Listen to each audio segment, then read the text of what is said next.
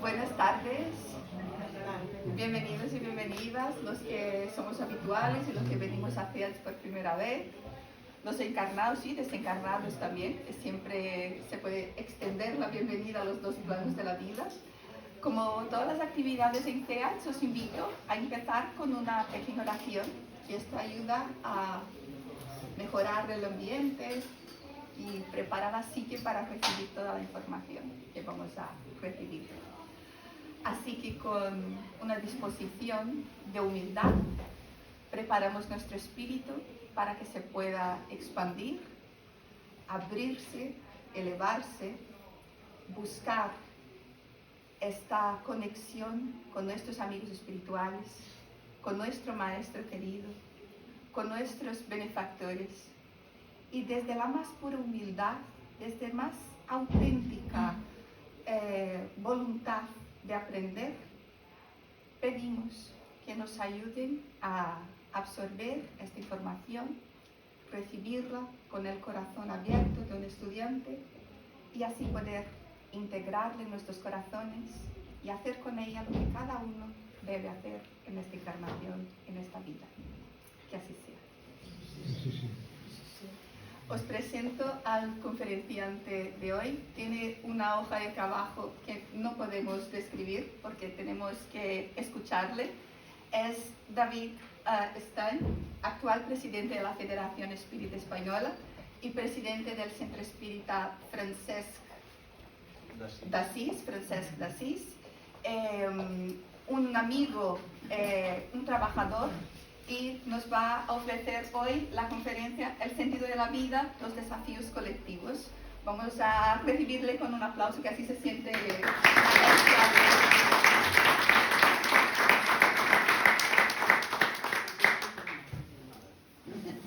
Vamos a poner en marcha el micro. Necesito el punto. ¿Sí? ¿Correcto? Estupendo. ¿Flojo? No. Posem a sal. Más alto, una mica més labios. Así, así bien. Bueno, pues gracias por la invitación. Es un placer, es un honor estar aquí en Barcelona, en el Centro Espírita Mario Domingo Soler. Hace muchos años ya que nos vamos conociendo, lo cual es bueno. También implica que llevamos años por ahí en los mismos derroteros. Y vamos a hablar de una conferencia, más que nada una reflexión sobre lo que es el sentido de la vida y los desafíos colectivos. Es decir, estamos en un punto donde vemos que este mundo está un poco cambiante, algo está sucediendo ahí que no debe ser solamente físico, no debe ser solamente político, debe haber algo más, algo detrás de ello. Y los que conocemos la doctrina espírita, pues creo que tenemos las explicaciones, Kardec nos las da ya en lo que es la codificación, ¿no? Si miramos hoy, parece que estemos compitiendo a ver quién tiene el arma más grande, más poderosa. Vemos guerras, es guerra en Ucrania, esto es Europa. Vemos la de abajo quedado desactualizada porque es una guerra de hace muchos años en Siria, no hace ni una década. Vemos que en el socialismo alguien quería el dinero del otro, pero en el capitalismo también alguien quiere el dinero del que lo tiene y del que no. Vemos lo más actual seguramente que sea esa rivalidad que había, ¿no?, entre el mundo socialista y el mundo capitalista. Lo encarna Venezuela, se ha entrado ahí, se han cambiado de chaqueta, hay armas, vuelve a haber de todo y parece todo un poquito complicado en el momento actual. Vemos las consecuencias de este tipo de mundo en el que estamos viviendo. Por un lado, la fotografía de arriba puede parecer una guerra, ¿verdad? Pero no, es Minnesota en Estados Unidos con su propia policía. Vemos un estado en el que se ha abandonado la retirada de tropas de Afganistán, no sé si están mejor o no. Vemos Ucrania y la niña rubia, y mientras tanto vemos una red de satélites que se está construyendo alrededor de nuestro planeta, con lo cual todo el campo tecnológico está avanzando. Hasta aquí poco podría yo aportar, solo tendríamos que poner las noticias, ver lo que dicen los unos y los otros y ponernos al día de la actualidad. Entonces, tenemos que buscar un poquito el origen de todo ello, tenemos que buscar a ver cómo hemos llegado al punto en el que estamos, y lógicamente solo podemos hacer esto mirando hacia atrás, es decir, ¿y qué es lo más atrás que podemos ir? Que tengamos documentación, los libros en la Biblia es un libro de libros, es un compendio de la civilización del pueblo de Israel, pero por cultura europea y por cultura judeocristiana nos corresponde a nosotros, y nos preguntamos algo que es el bien y el mal. Yo creo que es la primera pregunta. ¿Es bueno? ¿No es bueno? Yo no he juzgado los acontecimientos, no digo que sea bueno o que sea malo. Ahí cada cual hay partidarios de cada parte, de cada facción. Para unos es bueno que haya una intervención de una determinada manera, otra de otra.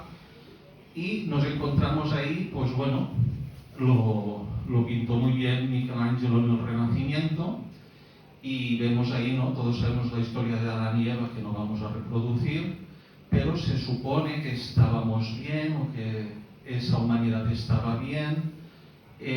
Hubo un pecado entre comillas, es decir, hubo algún fallo, hubo alguna cosilla allí, y se les expulsó del paraíso. Vamos a ver y vamos a analizarlo esto también, ¿no? Y parece que ahí está un poquito el origen de la diferencia entre el bien y el mal. Sabemos que Adán y Eva tuvieron 2 hijos, eso se nos explica, y sí que me gustaría un poquito recordar aquella primera guerra o aquella primera batalla que tenemos aquí documentada entre los 2 hermanos, ¿no? Se nos dice en la Génesis, es el libro de la Génesis, no es el de Kardec, que el hombre conoció a Eva, su mujer, la cual concibió y dio luz a Caín. Ella entonces dijo: he adquirido un varón de parte de Jehová. Después dio luz a un hermano, que era Abel, y Abel fue pastor de ovejas, y Caín labrador de la tierra. Aconteció después de un tiempo que Caín trajo del fruto de la tierra una ofrenda a Jehová, y Abel también trajo una ofrenda de los primerizos de sus ovejas, lo mejor de ellas. Y Jehová miró con agrado a Abel y su ofrenda, pero no miró con agrado a Caín ni su ofrenda. Por eso Caín se enfureció mucho y decayó su semblante. Por lo tanto, vemos ahí, identificamos una primera característica, ¿no? Los celos, la rabia. Quieres a mi hermano, a mí no me quieres. Y entonces Jehová le dijo a Caín: ¿por qué te has enfurecido? ¿Por qué ha decaído tu semblante? Si haces lo bueno, no serás enaltecido, pero si no haces lo bueno, el pecado está a la puerta y te seducirá, pero tú debes enseñorearte de él. Caín habló con su hermano Abel, y sucedió que, estando juntos en el campo, Caín se levantó contra su hermano Abel y lo mató. Es decir, solución, la fácil. Si no está mi hermano, ya no tengo rival, no tengo a nadie, y ya está, ¿no? Y entonces Jehová preguntó a Caín: ¿dónde está tu hermano Abel? ¿Cuál es la respuesta? La típica: no sé. ¿Soy yo acaso el guardián, el que guarda a mi hermano? Lo vemos en la sociedad actual. Aquí nadie sabe nada. Ningún político sabe nada, ningún país sabe nada, nadie sabe nada. Yo no he sido. Y entonces Jehová le preguntó: ¿qué has hecho? La voz de la sangre de tu hermano clama a mí desde la tierra. Es decir, en el plano espiritual, ahí está tu hermano quejándose y explicándome que le has matado. Por lo tanto, maldito seas tú, lejos de la tierra que abrió su boca para recibir de tu mano la sangre de tu hermano, y cuando trabajes la tierra, ella no te volverá a dar su fuerza, y serás errante y fugitivo en la tierra. Caín dijo a Jehová: grande es mi castigo para ser soportado. He aquí que me echas hoy de la faz de la tierra y me esconderé de tu presencia. Seré errante y fugitivo en la tierra, y sucederá que cualquiera que me halle me matará. Y Jehová le respondió: no será así. Cualquiera que mate a Caín será castigado 7 veces. Entonces Jehová puso una señal sobre Caín para que no lo matase cualquiera que lo hallase. Así partió Caín de delante de Jehová y habitó en la tierra de Nod, al oriente de Edén. Caín conoció a su mujer, y ella concibió y dio luz a Enoc, y Caín edificó una ciudad a la cual llamó, según el nombre de su hijo, también Enoc. Es decir, esta historia bíblica, esta historia que es antigua y que por lo tanto está ahí, nos está reflejando también en cierta manera el origen del momento actual. Esos hermanos luchando contra hermanos, ese querer lo que tiene el otro, esa revelación, ese desentenderse de las consecuencias de los propios actos. Y estos puntos los está tratando Allan Kardec en la codificación y concretamente en la Génesis. En la Génesis, Kardec nos habla de la raza adámica.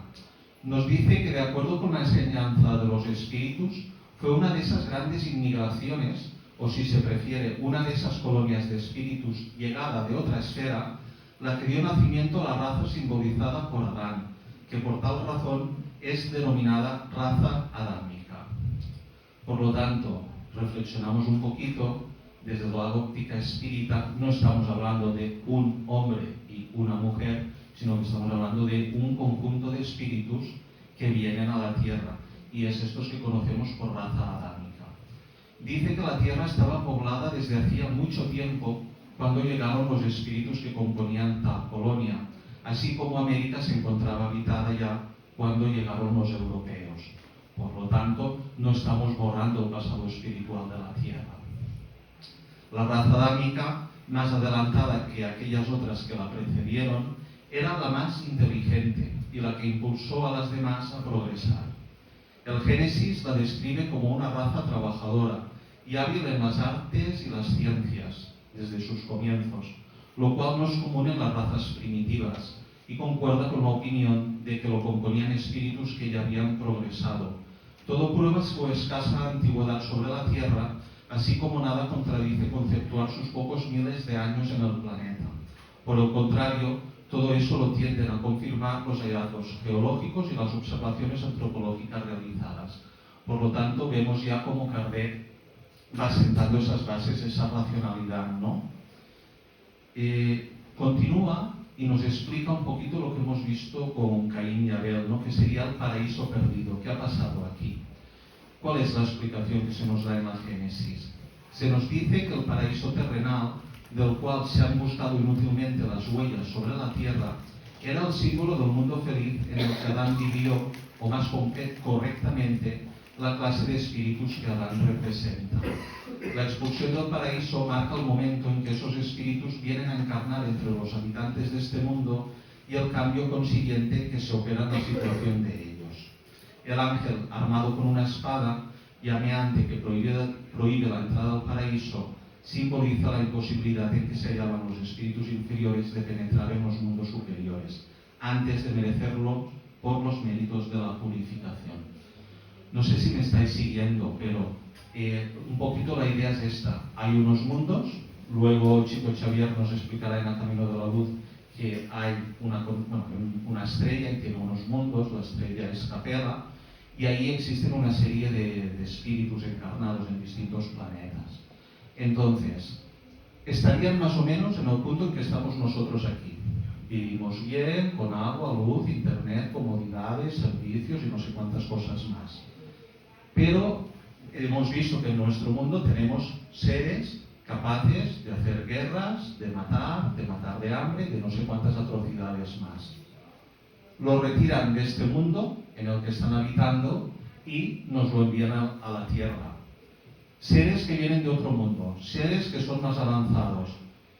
Leemos Caín y Abel y vemos el paraíso perdido y hemos visto que muy santos tampoco eran. Es decir, vienen aquí, lo primero que hace uno de los dos es, bueno, me cargo al otro. Es decir, seguimos con la tónica y la dinámica de guerras, de matanzas, etc.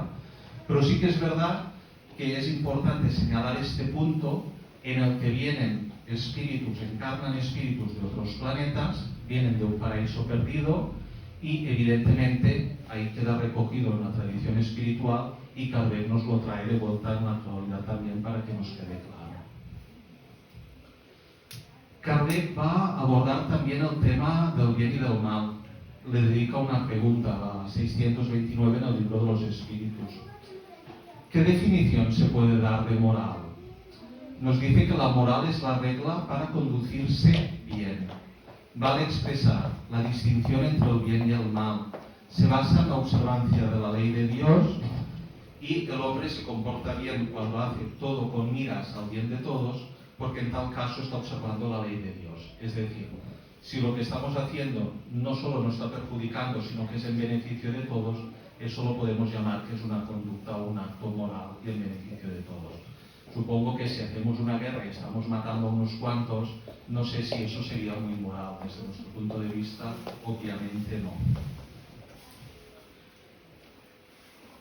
Continuamos con el libro de los espíritus y vamos a ver cómo puede ser que vengan espíritus de otros mundos, cómo puede ser esto que se nos dice en la Génesis. Y en Llenando los vacíos del espacio, Kardec nos explica que la razón nos dice que entre el hombre y Dios tiene que haber otros eslabones, así como dijo a los astrónomos que entre los mundos conocidos debían existir mundos desconocidos. Pues bien, ¿cuál es la filosofía que ha llenado ese vacío? El espiritismo nos muestra tal laguna ocupado por seres de todas las categorías del mundo invisible. Y dichos seres no son otros que los espíritus de los hombres llegados a diferentes niveles, que conducen a la perfección. Definamos también este concepto. ¿Qué son los espíritus? Pregunta 76. Podemos decir que los espíritus son los seres inteligentes de la creación. Pueblan el universo fuera del mundo material.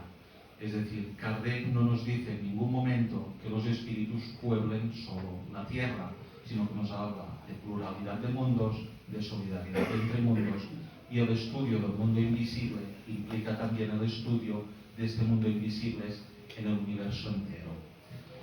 Por lo tanto, ¿ocupan los espíritus una región determinada y circunscrita en el espacio? Los espíritus se encuentran por doquier. Los espacios infinitos se hallan poblados por ellos. Los hay que están sin cesar al lado de vosotros, observándoos y obrando sobre vosotros sin que lo advirtáis.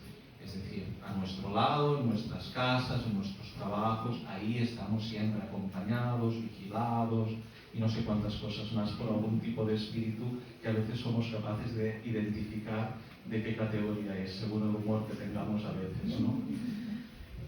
Preguntamos también, ¿algunos de los espíritus han sido creados buenos y malos otros? Pregunta importante. ¿Abel es bueno porque Dios lo ha creado bueno y Caín es malo porque Dios lo ha creado malo? Y se nos contesta que no, que Dios creó a todos los espíritus simples e ignorantes. Por lo tanto, estudiamos un poquito la doctrina, estudiamos un poquito el espiritismo, vemos que hay espíritus más avanzados o menos avanzados. Han vivido más tiempo, mejor, se han conducido mejor, han progresado, se han esforzado. Es decir, Abel no es mejor que su hermano por casualidad, lleva más evolución, lleva más tiempo progresando. Y bien, quiero reflejar un poquito cómo funcionaba el mundo antes de la venida de Jesús, antes de lo que era el cristianismo, podríamos decir los bárbaros, cómo se organizaba una sociedad que no estaba todavía en un nivel de civilización como el que tenemos hoy, ¿no? Pues se basaban en el duelo y se basaban en la venganza. Y así es como funcionaba el mundo y como vemos que todavía hoy algunas personas o algunos grupos quieren que continúe funcionando. Es decir, ya les va bien que nos movamos por el duelo, por la lucha entre dos personas o entre dos grupos, es decir, la confrontación, y es muy patente en la sociedad, y por la venganza. Tú me has hecho esto, pues yo te hago esto otro. Y por lo tanto, son dos formas primitivas de funcionar, pero Kardec las analiza, y las analiza en el Evangelio según el Espiritismo. ¿Qué nos dice de la venganza? Nos dice que la venganza es el último resto abandonado por las costumbres bárbaras que tienden a borrarse de entre los hombres, así como el duelo es uno de los últimos vestigios de las costumbres salvajes, entre las cuales se retorcía la humanidad al principio de la era cristiana. Por esto, la venganza es un indicio cierto del estado atrasado de los hombres que se entregan a ella y de los espíritus que la inspiran aún. Así pues, amigos míos, ese sentimiento nunca debe hacer vibrar el corazón del que se llama y se afirma espiritista. Vengarse, ya lo sabéis, es tan contrario a esta prescripción de Cristo. Perdonad a vuestros enemigos, que el que rehúsa perdonar no solo no es espiritista, sino que tampoco es cristiano. Yo creo que no nos deja lugar a dudas. Por lo tanto, a veces van surgiendo corrientes que nos invitan a las venganzas, que nos invitan a devolver mal por mal. Tenemos muy claro pues que esto no debe ser así. Y sobre el duelo, ¿qué se nos explica del duelo? Nos dice que solo es grande aquel que, considerando la vida como un viaje que debe conducirle a un fin, hace poco caso de las asperezas del camino y no se deja desviar un instante de la senda recta, dirigiendo sin cesar la vista hacia el término de la carrera. Poco importa que los abrojos y las espinas del sendero amenacen arañarle, le rozan sin alcanzarle y no obstante no deja de seguir su curso. Exponer su vida para vengar una injuria es retroceder ante las pruebas de la vida. Es siempre un crimen a los ojos de Dios. Y si no fueseis engañados como lo sois por vuestras preocupaciones, sería una ridícula y suprema locura a los ojos de los hombres. En el homicidio por el duelo hay crimen y vuestra legislación misma lo reconoce. Nadie tiene derecho en ningún caso de atentar a la vida de su semejante, crimen a los ojos de Dios que os ha trazado vuestra línea de conducta. En esto más que en otra cosa, sois los jueces en vuestra propia causa. Acordaos que se os perdonará del mismo modo que vosotros perdonareis. Por el perdón os acercáis a la divinidad, porque la clemencia es hermana del poder. Mientras que una gota de sangre humana se derrame en la tierra por la mano de los hombres, el verdadero reino de Dios aún no habrá llegado. Reino de paz y de amor que debe para siempre jamás desterrar de vuestro globo la animosidad, la discordia y la guerra. Entonces la palabra duelo ya no existirá en vuestro lenguaje, sino como un lejano y vago recuerdo de un pasado que ya no existe. Los hombres no conocerán entre ellos otro antagonismo que la noble rivalidad del bien. Es decir, nos está dibujando un futuro, nos está dibujando un mundo de regeneración sin esos enconos, esa animosidad, sin discordias, sin confrontaciones y evidentemente sin guerra. Y todo esto será desterrado, está siendo desterrado de la tierra. Continúa explicándonos que cuando la caridad sea la regla de conducta de los hombres, atemperarán sus actos y sus palabras a esta máxima: no hagáis a los otros lo que no quisierais que se os hicieran a vosotros. Y entonces desaparecerán todas las causas de disensiones y con ellas los duelos y las guerras, que son los duelos de pueblo a pueblo. Es decir, ¿por qué hablamos de duelo? Porque si tenemos guerras es que hay dos facciones, hay dos pueblos que están luchando unos contra otros y están en ese duelo, ¿no? A ver quién gana, a ver quién es mayor, quién es mejor que el otro. Bien. ¿Solo hemos tenido duelos, guerras en la época actual? ¿Solo en el siglo XXI, siglo XX, Edad Media, romanos, tal? Si nos vamos para atrás, vamos a encontrarnos que el propio pueblo judío también entró en duelos. Y hay algo curioso que a veces se nos escapa. Yo lo traigo aquí colación porque hubo un duelo muy impresionante, una guerra entre comillas, entre el pueblo judío que quería salir de Egipto y el pueblo egipcio que ya tenía bien de tener unos esclavos que trabajaran ahí y que les hicieran pues un poco el trabajo que ellos o no querían hacer o que consideraban que no les pertocaba, ¿no? Es Herminio Correo de Miranda quien en el libro Diálogo con las sombras nos habla de magos y hechiceros. ¿Por qué lo traigo a colación? Porque ya en tiempos de Moisés y obviamente también en tiempos de Caín, Abel, etc., teníamos en el plano espiritual espíritus dedicados a este tipo de guerras, a este tipo de confrontaciones. Se nos explica un primer encuentro con el faraón. Aquí nos vamos a ir al libro del Éxodo, recogido en el Nuevo Testamento, y se nos dice: después de eso, Moisés y Aarón se presentaron ante el faraón y le dijeron: Así dice el Señor, Dios de Israel: deja ir a mi pueblo para que se celebre en el desierto una fiesta en mi honor. ¿Y quién es el Señor?, respondió el faraón, para que yo le obedezca y deje ir a Israel. Ni conozco al Señor, ni voy a dejar que Israel se vaya. El Dios de los hebreos nos ha salido al encuentro, contestaron. Así que debemos hacer un viaje de 3 días hasta el desierto para ofrecer sacrificios al Señor nuestro Dios. De lo contrario, podría castigarnos con plagas o matarnos a filo de espada. Moisés y Aarón, replicó el rey de Egipto, ¿por qué distraen al pueblo de sus quehaceres? Vuelvan a sus obligaciones.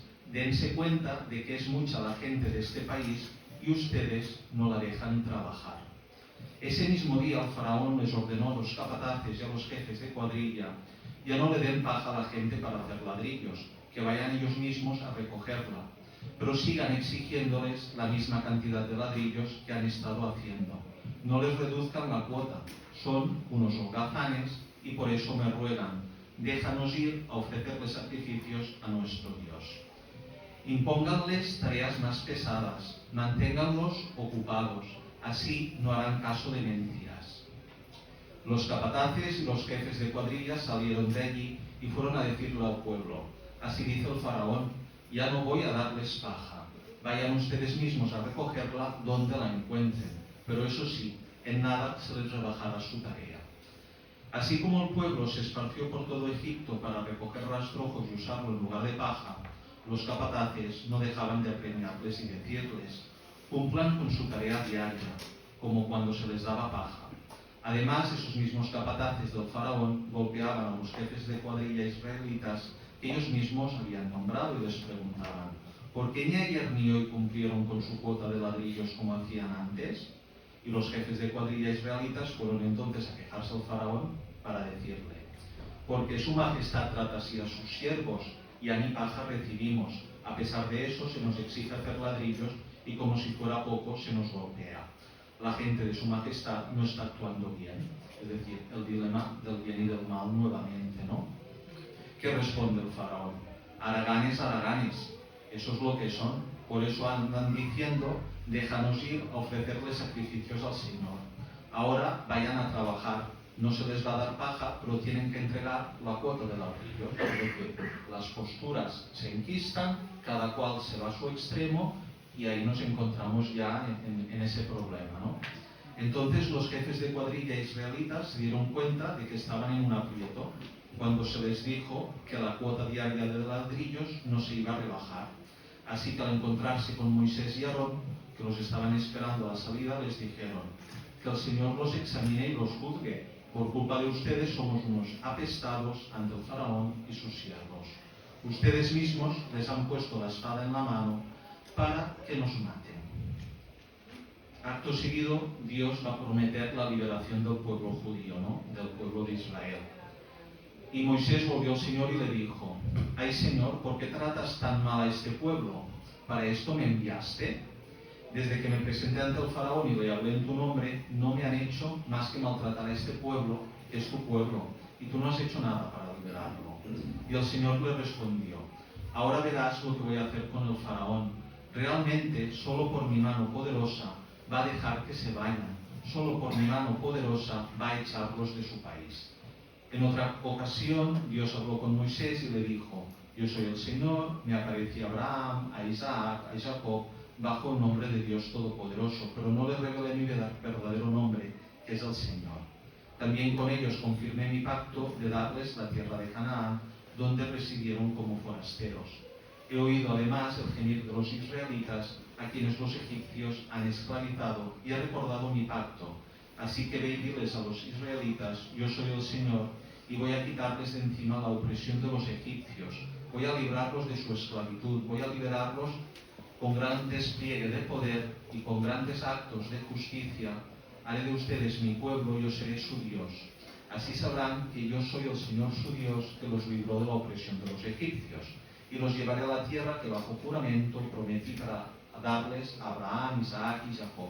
Yo, el Señor, les daré a ustedes posesión de ella. Moisés les dio a conocer esto a los israelitas, pero por su desánimo y las penurias de su esclavitud, ellos no les hicieron caso.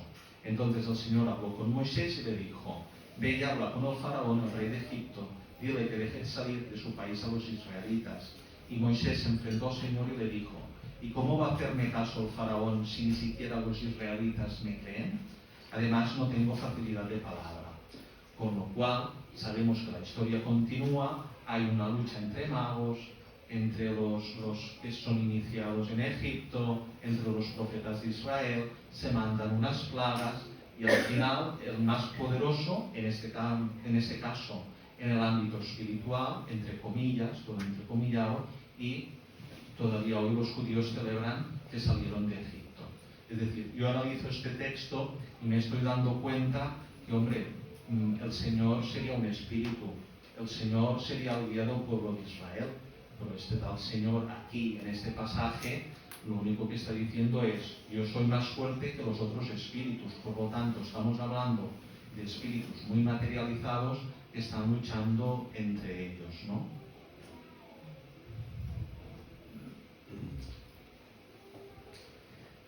Y Herminio Correo de Miranda continúa explicándonos, lo que hemos leído es del libro del Éxodo. Que me avance esto.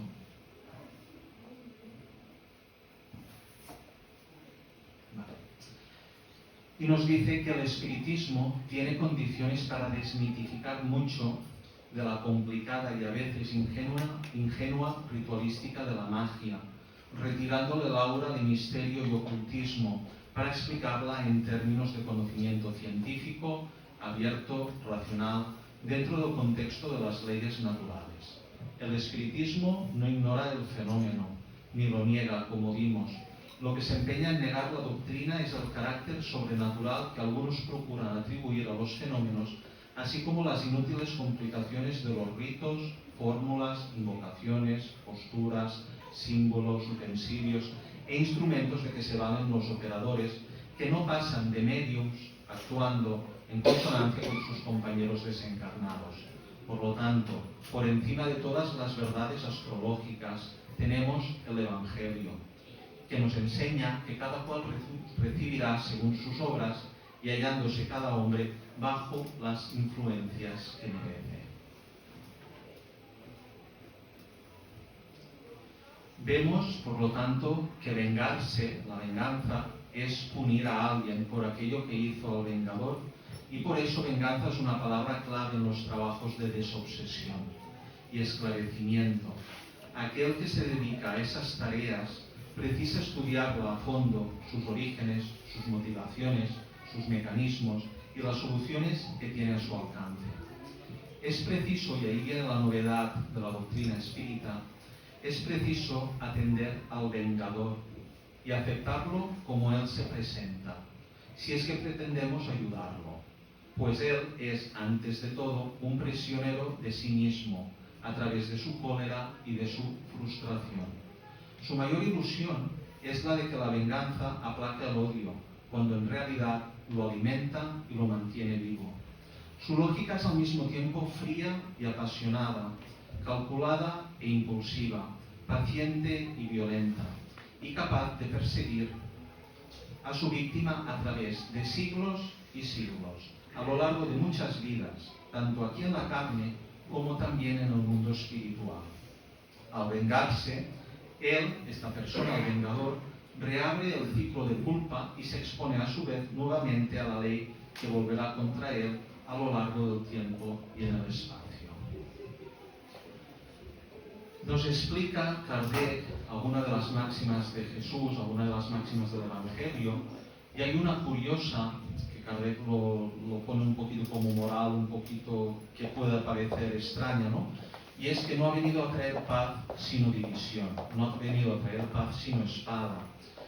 Y nos explica Kardec que los cristianos, vencedores del paganismo, de perseguidos, se hicieron perseguidores, y a sangre y fuego plantaron en ambos mundos la cruz del Cordero sin mancha.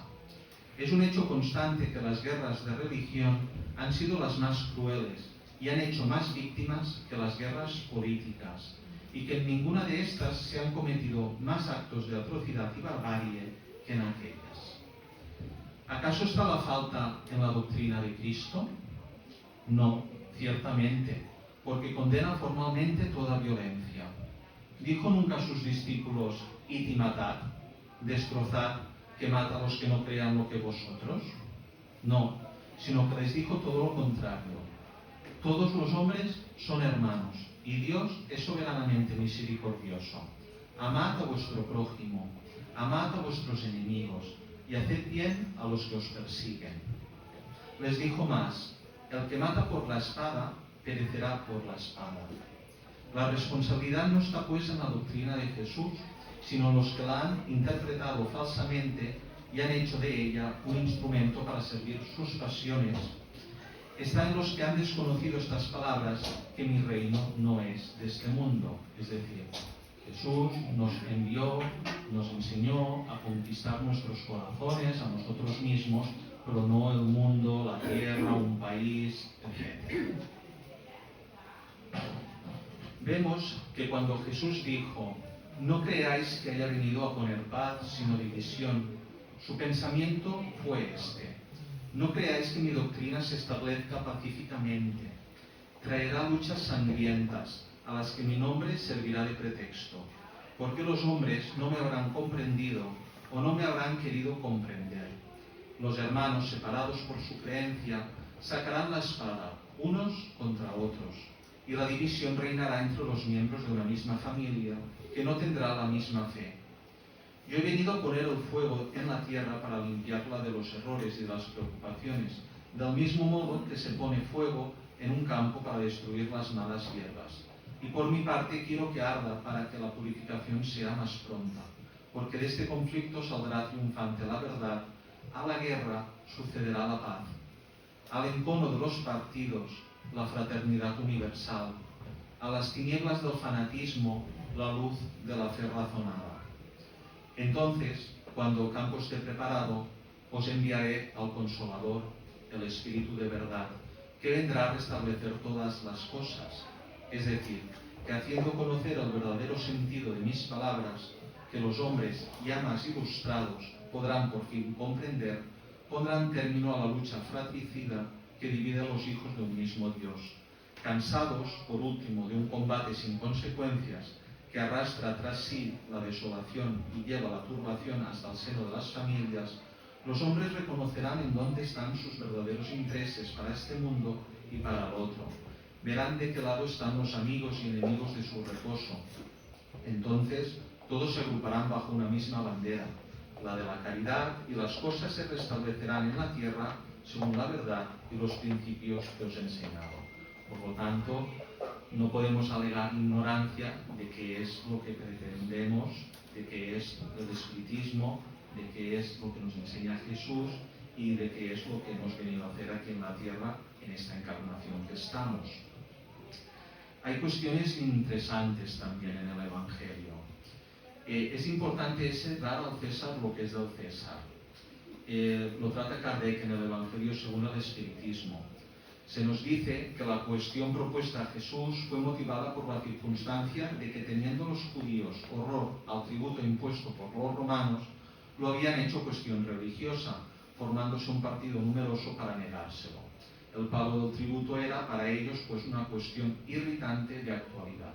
Por lo tanto, dentro de la religión había partidarios de pagar a Roma y partidarios de no pagar. Eso es muy actual también, es decir, ¿vamos a pagar impuestos o no? Los pobres, los ricos, ¿quién tiene que pagar impuestos, no? Y entonces dice que se fueron los fariseos y consultaron cómo sorprenderle en alguna palabra. Y le enviaron los discípulos de ellos con los herodianos diciendo: Maestro, sabemos que eres amante de la verdad y que enseñas el camino de Dios, y que no te cuidas de nadie, porque no miras la apariencia de los hombres. Dinos pues, ¿qué te parece? ¿Es lícito dar tributo al César o no? Pero Jesús, conociendo la malicia de ellos, les dijo: ¿por qué me tentáis, hipócritas? Mostradme la moneda del tributo. Y ellos le presentaron un denario. Entonces les preguntó: ¿de quién es esa imagen e inscripción? Y le contestaron: de César. Y entonces les dijo: pues a César dad lo que es de César, y a Dios lo que es de Dios. y oyendo esto se maravillaron y dejándole se fueron. Es decir, las cuestiones espirituales las dejamos para el espíritu y las cuestiones materiales las dejamos para la materia. Tenemos inteligencia, tenemos razón y Jesús ahí es muy claro. No vamos a mezclar una cosa con la otra. Nos encontramos con un espíritu que yo creo que hace mucho bien a la doctrina espírita, a los que somos espíritas, que es Manuel Filomeno de Miranda. Sabemos que es uno de los principales técnicos de las desobsesiones y que está muy presente en todo el movimiento espírita. Nos explica en Transición Planetaria, un libro que apareció ya en el año 2000 aproximadamente, nos da reflexiones y nos da unos diálogos, ¿no? Nos explica que las tropas espirituales inferiores, estas que hemos ido viendo antes, que hoy siembran la desdicha en la tierra, tienen entre sus líderes las víctimas de la terrible Inquisición. Hoy son antiguos rabinos judíos y ulemas moros que padecieron hasta la muerte despiadadas sesiones de tortura en las cárceles pestilentes, o que fueron quemados vivos tras sufrir todo tipo de martirios. Han permanecido desdichados hasta hoy, desde aquellos lejanos días de 1478 en España y de 1536 en Portugal, cuando comenzaron las persecuciones como consecuencia de la bula papal firmada el 1 de noviembre de 1478 por Sixto IV, a pedido de los reyes católicos, que deseaban reprimir las prácticas denominadas mosaicas en los ritos y ceremonias de los llamados cristianos nuevos de Castilla y de Aragón, por considerar que las mismas se propagaban debido a la tolerancia de los obispos y de otras autoridades eclesiásticas permisivas. Es decir, hoy tenemos un clima espiritual que viene motivado desde hace más de 500 años y vemos que son venganzas contra lo que es el cristianismo, contra los que se dicen cristianos, pero porque en aquellos entonces los que se decían cristianos les torturaron y los mataron, con lo cual comprendemos al vengador y le entendemos un poquito su motivación original. Si volvemos a Arminio Correa de Miranda, nos dice que vivimos en un mundo enteramente solidario, en el cual unos deben soportar y amparar a los otros, o en lenguaje evangélico, amaros unos a otros. De ahí dice la recomendación de la vigilancia. No es que tengamos que aislarnos en una urna o en una coraza para defendernos de los parias que nos cercan por todas partes.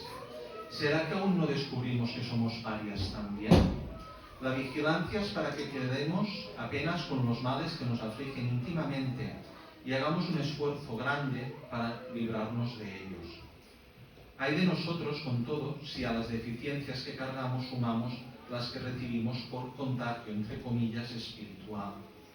Esto se dará ciertamente si en vez de cuidarnos, por ejemplo, de anular nuestra arrogancia, pasamos a imitar la avaricia del hermano que está a nuestro lado, la irresponsabilidad de otro o el egoísmo de un tercero. Es en este sentido que debe funcionar el mecanismo de advertencia. Ya bastan nuestras llagas para que captar otras que hacen infelices a los compañeros de jornada. Es decir, seamos conscientes del punto en el que estamos, nos recomiendan siempre vigilancia. Y Manuel Filomeno de Miranda, en el libro de Perturbaciones Espirituales, nos habla también de la vigilancia. En el capítulo de Desafíos y Soluciones, nos dice que es en el periodo en el que la vigilancia disminuye cuando surgen las influencias perturbadoras, tanto del más allá como en la convivencia fraterna. Lo que antes era jovialidad y encantamiento, ahora es rutina y desmotivación, mezclando los compromisos asumidos con los nuevos comportamientos. De tal modo, las infiltraciones peligrosas habían penetrado en venerables instituciones espíritas, que pasaron a permitirse asimilaciones peligrosas con la introducción de métodos exóticos, de teorías fantasiosas, de propuestas sin bases doctrinarias, algunas llegando al absurdo de creer que la codificación kardeciana y el Pentateuco cristiano se encuentran ultrapasados por nuevas conquistas del conocimiento, más portadoras de liviandades que dé respeto a los elevados deberes de la fe racional. Es decir, no es que los judíos, no es que los católicos, no. En el medio espírita nos encontramos también bajo influencias que pueden desviarnos, que pueden apartarnos. Por eso nos están hablando siempre y continuamente de vigilancia y oración. Si estamos vigilantes, vamos a poder captarlo y vamos a poder enfrentarnos con nuestras armas, ¿no? Con las armas del amor. Por lo tanto, el cumplimiento del programa espírita exige seriedad y vivencia austeras, porque constituyen un compromiso que resulta del conocimiento de la realidad del espíritu y sus implicaciones en la existencia corporal. En este caso, los espíritus que se proponían dificultar la obra angélica entre las criaturas trabajaban los puntos morales vulnerables de los adeptos más frágiles o más presuntuosos para desviarlos de las directrices básicas, generando fanatismos en uno o comodismos en otros. Delante de esos comportamientos nos captivábamos esfuerzos en las visitas de las unas y de otras sociedades, promoviendo reuniones con los mentores desencarnados y los trabajadores sinceros, tomando providencias para que se volviera a la simplicidad inicial conforme se encuentra explicado en el Pentateuco Kardeciano y en el Evangelio de Jesús. Por lo tanto, cuidado con las teorías nuevas, cosas nuevas, siempre van apareciendo continuamente, y aquí nos dicen la simplicidad, la oración, el amarnos los unos a los otros. Es sencillo, es relativamente sencillo de entender. Volvemos un momentito, ahora ya hemos visto cómo hemos llegado donde hemos llegado en este mundo. Lo he puesto un poco negro al principio expresamente, no era la intención tampoco provocar nada, ¿no? Pero sí que yo creo que buscamos un poco penetrar en nosotros mismos. Hemos hablado que han venido espíritus de otros globos, hemos hablado de en aquella raza adámica de hace miles de años, y podemos decir, y en el momento actual, ¿dónde estamos, no? Pues hay un libro que se llama La Nueva Generación, que tenía unos cuantos años, que está basado en una conferencia de Divaldo, es decir, es una conferencia basada al libro por Vanessa Anselioni, y ahí se nos habla de la cooperación interplanetaria y la evolución humana. Nos dice que nuestro sistema solar es esclavo de la atracción gravitacional de Alcione, una estrella de tercera magnitud que se encuentra aproximadamente a 400 años luz de la Tierra, que forma parte de la constelación de las Pléyades, y el sistema solar gira en torno de Alcione durante el periodo de 26.000 años aproximadamente. Y cada 12.000 años el sistema solar se aproxima de esta estrella enorme que está rodeada por una inmensa capa de fotones, penetrándola por un periodo de 2.000 años. Los fotones son el resultado de la descomposición del electrón y son considerados como las partículas más pequeñas de energía electromagnética, que producen alteraciones especiales en la estructura del sistema solar cuando penetra este cinturón que envuelve a Alcione. Nos dice que curiosamente hace 12.000 años sucedió la aproximación y penetración de nuestro sistema solar en este campo energético que envuelve a Alcione, momento en que nuestro planeta empezó a ser habitado por seres inteligentes. Creen los científicos, entre ellos Edmund Halley, Paul Otto Hess, Wilhelm Beisel, que desde 1972 el sistema solar viene entrando en ese envoltorio de fotones y que a partir de 1987 la Tierra empezó a penetrar esa capa de energía que produce una cierta luminosidad resultante de la excitación molecular que no tiene calor, ni proporciona sombra ni oscuridad. Por lo tanto, una nueva revolución se está operando en la estructura psíquica de la Tierra, cuando una onda de espíritus de esta dimensión viene promoviendo cambios sutiles en la forma orgánica, facilitando el proceso de evolución intelecto-moral para que alcance niveles mucho más elevados. Afirman los espíritus nobles que la nueva generación será la que desenvolverá el lado derecho de nuestro cerebro, el lado intuitivo, mediúmnico, el área de las percepciones psíquicas. Esta generación que se está formando se viene denominando como generación de niños índigo, por ser seres especiales que emiten en sus auras una irradiación con una tonalidad azul-violeta específica, igual que la tonalidad de la planta índigo de la India. Estas criaturas suponen un gran desafío para la pedagogía y la psicología, pues algunas se rebelan contra todo formalismo y contra todo lo que existe. Demuestran hiperactividad e insatisfacción al no aceptar una orientación impuesta, poseyendo la capacidad de enfrentar a los adultos como si ellos fuesen igualmente adultos. Las criaturas índigo no se someten a órdenes, no obedecen filas, no se están quietas y a veces parecen saber más que los adultos, aunque no lo puedan expresar correctamente. A lo que normalmente choca a sus padres, eso choca a sus padres y a sus educadores.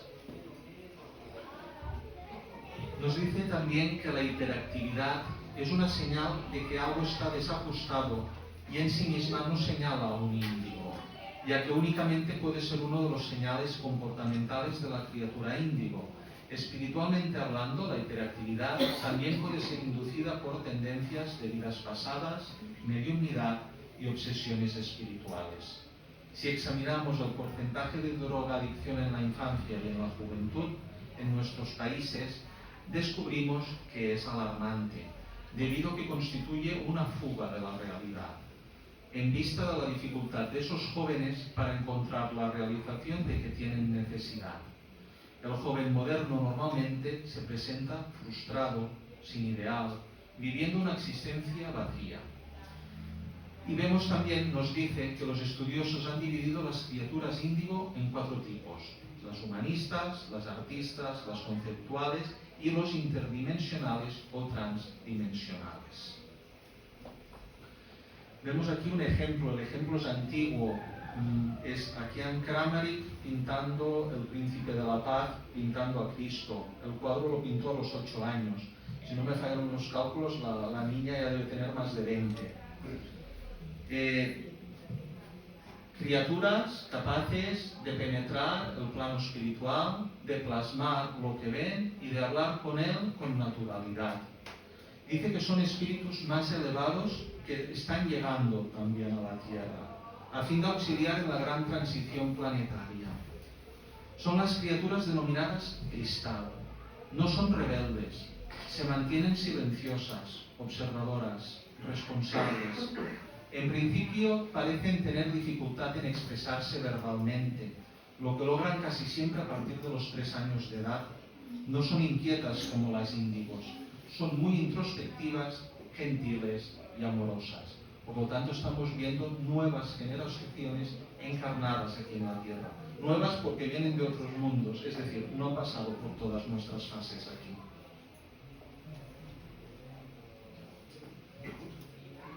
Por lo tanto, que nos quedemos un poquito más llenos, ¿no? ¿Qué está pasando? ¿Qué más está pasando que no sepamos? Pues también en perturbaciones espirituales nos explica Filomeno de Miranda que está habiendo una intercesión providencial. Es decir, la espiritualidad superior también está tomando cartas sobre el asunto, también está interviniendo en el planeta.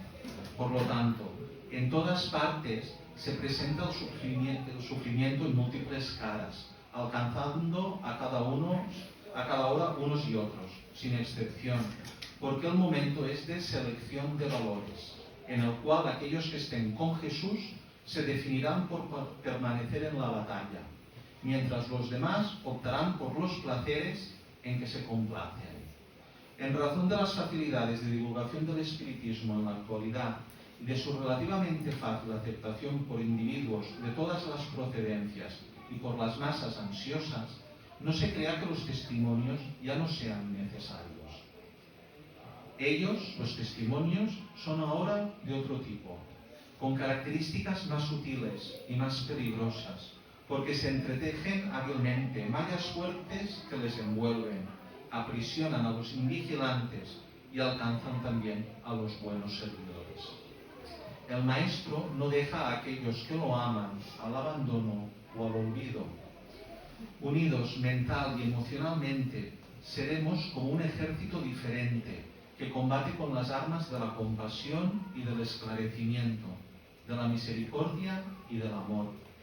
El Señor nos comanda y nos invita a la gran batalla de la luz iluminando las tinieblas, del perdón sustituyendo la venganza, de la pureza y de la humildad en lugar del lujo y de la prepotencia. Para ir finalizando, la última idea ya, ¿no?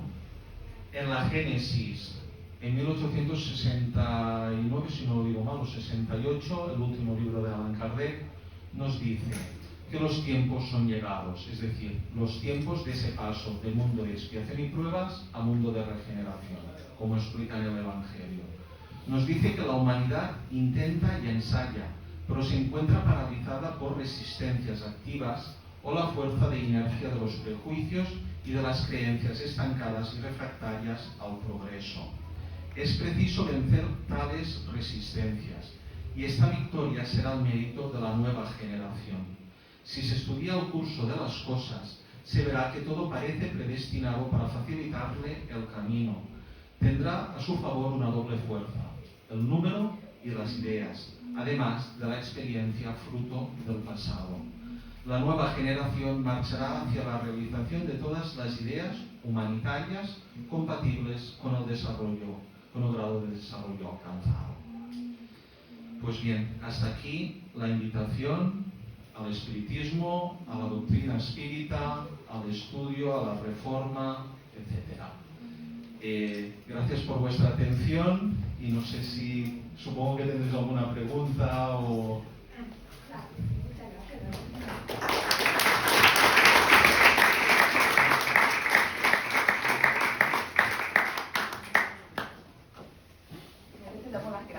Sí. Muchas gracias porque es un erudito, un estudioso de la doctrina y de otros textos también de la tradición. Conoceréis la mayoría de cosas que he dicho. Pero no con esta profundidad, ¿no? Todos hemos escuchado hablar, pero ahora podemos hacer algunas preguntas para continuar en el estudio. Aquí hay una mano levantada.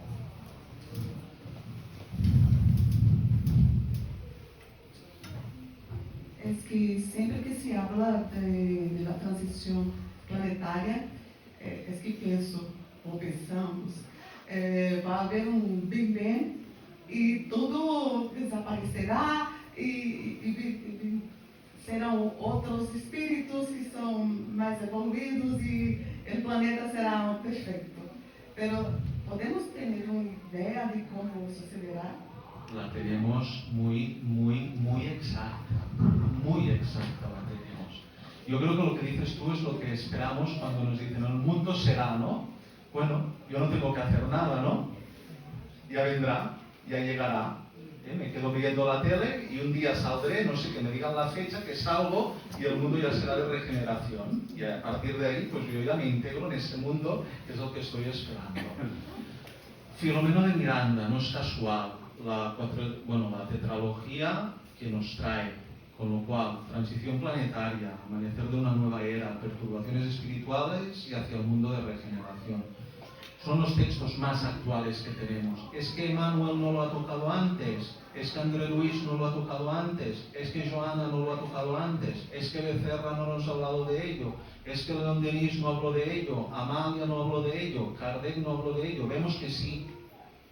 Vemos también que los judíos en aquellos tiempos con Moisés, ese profeta, ese gran no sé qué, también, con Jesús, los discípulos, también, vengo a anunciaros ese mundo.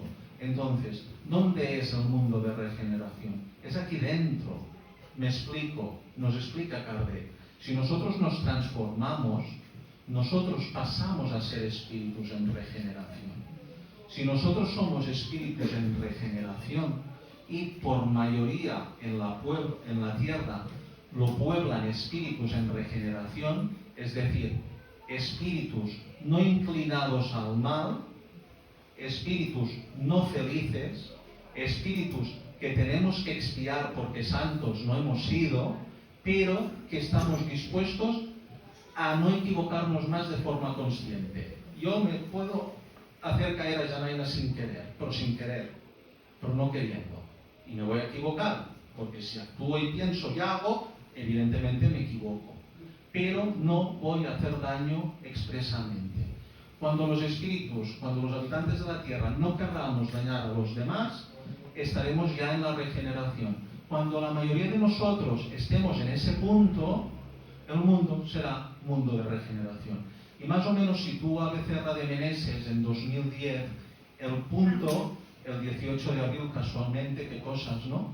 En ese 18 de abril del 2010, la fecha en la que la mayoría de espíritus encarnados en la Tierra ya están en este punto. La mayoría de habitantes de la Tierra en sus múltiples países no quieren el mal, no disfrutan haciendo daño. Los hay que todavía sí, y los conocemos y son notorios. Pero ahí estamos, con lo cual ya estamos en el mundo de regeneración, en sus puertas, en sus primeros pasos. ¿Cuándo veremos un mundo? Yo siempre digo lo mismo, a lo mejor me pilla, ojalá viva como Divaldo más, y a lo mejor en aquellas edades ya vemos la influencia del mundo de los espíritus, pero lo están situando con efectos patentes que no sea 2070, que nos pongamos tranquilos, que no nos pongamos con ansiedad, ni nerviosos, ni que lo queramos acelerar, porque todo va siguiendo su curso. Es decir, estamos hablando todavía que falta un poquito. Yo te escuché hablar una vez aquí mismo y fue una explicación que me pareció muy interesante de cómo el paso de un mundo, ver esa transición hacia el mundo de regeneración se puede comparar a una noche, ¿no? Sí, bien.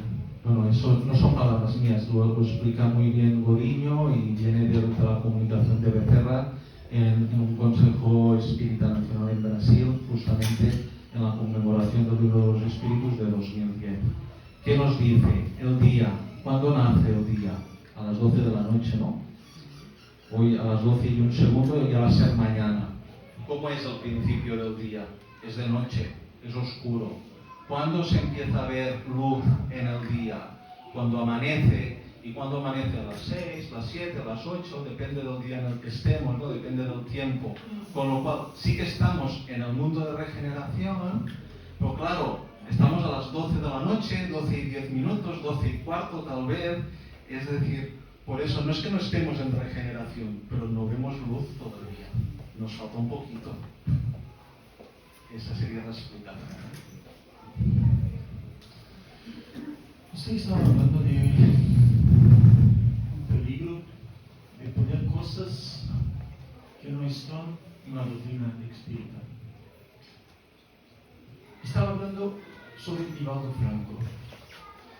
Y a cada momento que tú hablabas, a mí me parece muy contradictorio.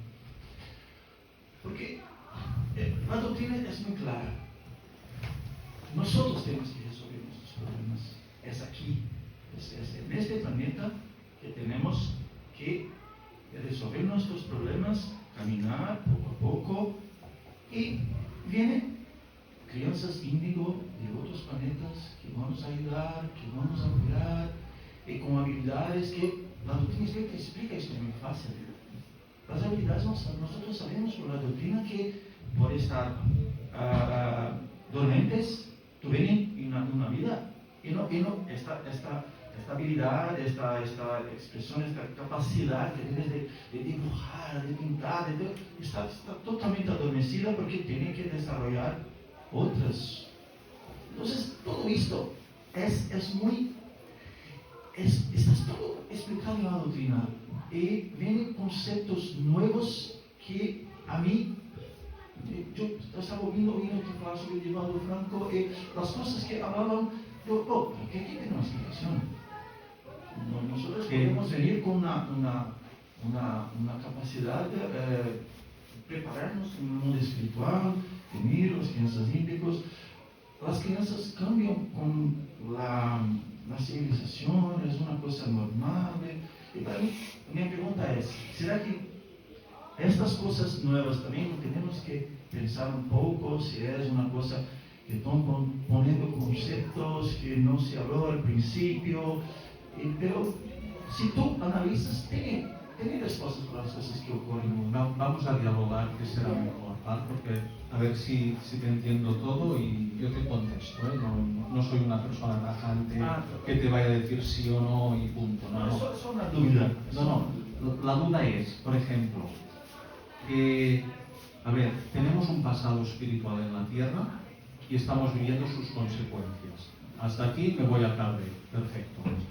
Viene Filomeno de Miranda y me dijo, y nos dice, fíjate bien, en España, los reyes católicos, y en Portugal, lo que hicisteis, la Inquisición y no sé qué. Enfadaste a unos cuantos. Y estos enfadados, en el plano espiritual, ahora se están vengando. Por eso el duelo y la venganza. Hasta aquí bien. ¿Qué ocurre? Que estamos viviendo, sobre todo a partir del siglo XX, una explosión demográfica. Hemos pasado de menos de 1.000 millones de habitantes en este globo, no sé si ahora vamos por 8.000 o por 9.000 millones de espíritus encarnados en estos momentos en la Tierra. Es natural de que tienen que venir de algún otro sitio. No habrán estado allí a la espera todos este conjunto de espíritus. Y ahí lo que está haciendo Divaldo es constatar algo que se estaba hablando en psicología, porque el análisis de los índigo y de los cristal es un concepto del mundo de la psicología. Yo no soy psicólogo, por ejemplo, y pocos detalles más que puedo dar. Divaldo hace un análisis de estas criaturas, de estos niños, desde este punto de vista. Lo suma a la doctrina. Entonces, la pregunta de que esto sea nuevo o no sea nuevo, no. Por eso lo enlazo con la Génesis. Porque Kardec nos dice, los tiempos son llegados, de que se están confundiendo las dos generaciones. Aquí en la Tierra, los que llevamos muchos milenios, miles de años aquí encarnados, estamos llegando al punto de decir, o a la derecha o a la izquierda, es decir, o me inclino al bien o no me inclino. Y sabemos que la Génesis nos habla también que va a haber eventos en los que haga que espíritus terrestres sean desterrados, como los capelinos en su día, sean desterrados a mundos inferiores. Y esos eventos los vimos muy fuertes en la Primera y en la Segunda Guerra Mundial. Vimos atrocidades y vimos que a partir de ahí hay espíritus que son retirados. ¿Significa eso que en la Tierra no puedan volver a encarnar? No. Muchos están reencarnados ahora. Estoy seguro que hay muchos, permitidmelo, no me grabéis, pero seguro que hay algún judío o algún nazi, entre comillas, con ese pensamiento que está ahora entre los judíos matando a los otros y los otros matando a los unos, ¿me entiendes? Ahí estamos. Entonces, ¿qué está viniendo? Savia nueva, con ideas nuevas, por eso no se nos adaptan. Pero ¿cómo me puedes decir esto? ¿Cómo que el rico vive bien y el pobre se muere de hambre? Sí, hombre, ¿qué ha hecho el rico? Nada. Ah, pues no lo entiendo. Y le dan vueltas, porque en otros mundos no están funcionando exactamente así como funcionamos nosotros. Entonces, Divaldo es un ejemplo de persona que ha vivido la doctrina y el espiritismo en su vida. Es decir, si a mí me dices alguien regenerado y me hablas de Divaldo, te aceptaré que me digas que Divaldo es una persona que en su íntimo vive un mundo de regeneración. Y si me hablas de Chico Xavier, te diré lo mismo.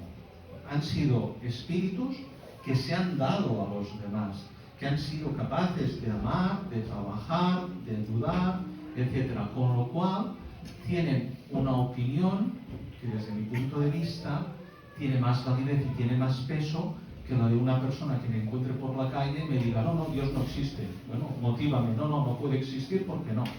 No, hay más razonamientos.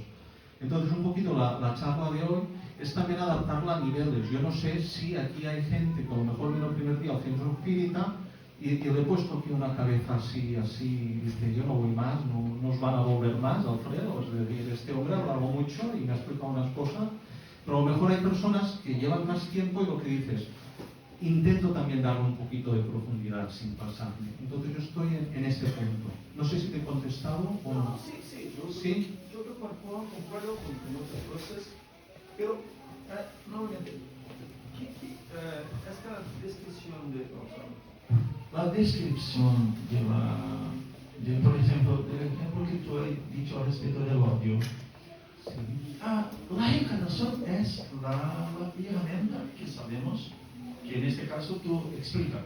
Hoy, un que mató, mañana será muerto, un que fue corrupto, hay sobre la corrupción, eso es automático. Y al paso que se avanzan, tienen conciencia y una cosa es real.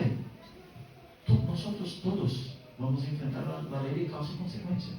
Todos un día digamos, ahora es tu momento. Tú vas a tener noción de todo lo que has hecho en muchas vidas.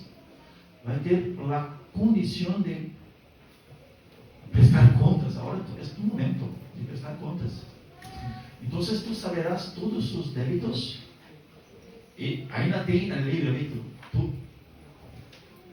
conociendo todo esto, permanece errando o intenta se desarrollar y hacer este cambio para, que es la situación de transformar en una persona buena. Sí, yo creo que estáis en la misma sintonía. Además, David es contable, entonces esta cosa de los créditos la tiene bien controlada. Le contesto un minutito y Sí. ya está. A ver si hay algún más. Gustaría, sí, después, sí.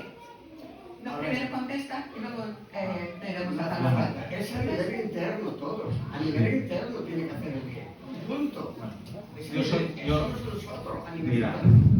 Janaina me ha hablado de la contabilidad. Debe haber el pasivo. Tengo que pagar el pasivo, tengo mis deudas, las tengo que pagar. ¿Verdad? Bueno, pero si voy cogiendo activos, el activo me anula el pasivo.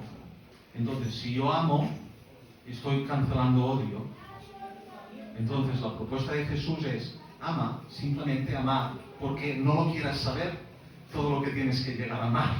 Porque solamente, primero, amando no te endeudas más. Si odias, te endeudas, más pasivo.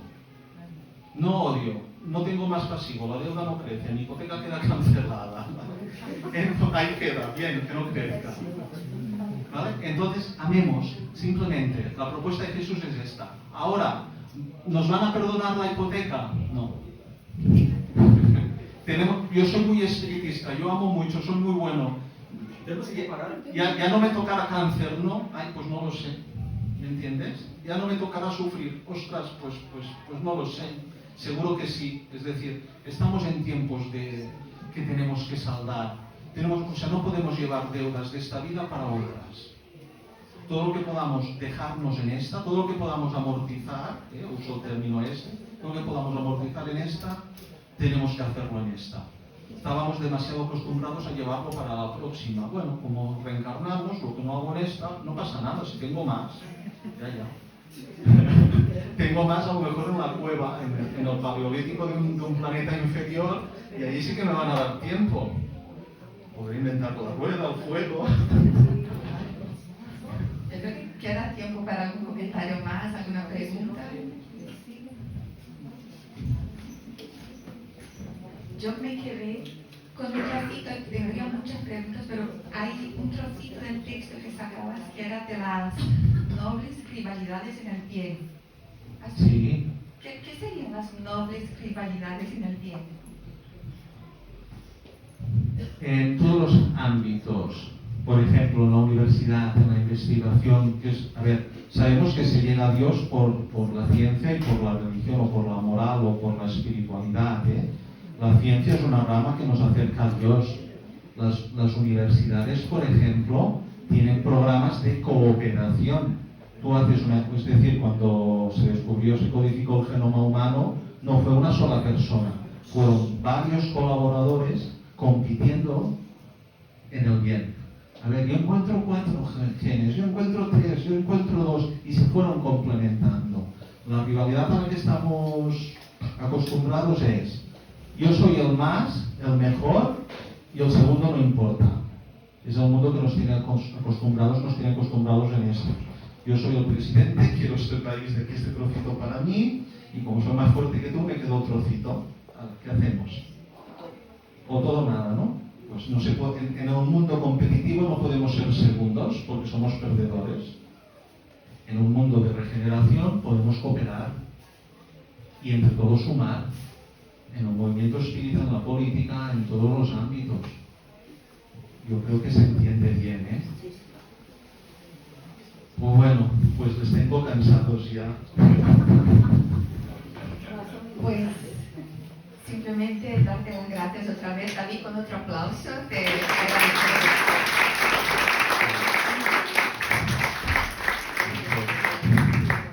Nos disponemos a abrir nuestros corazones, ¿no? a esta fase de regeneración, y que sean nuestros corazones el hogar primero del mundo de regeneración. Os invitamos a seguir viniendo a CEAS.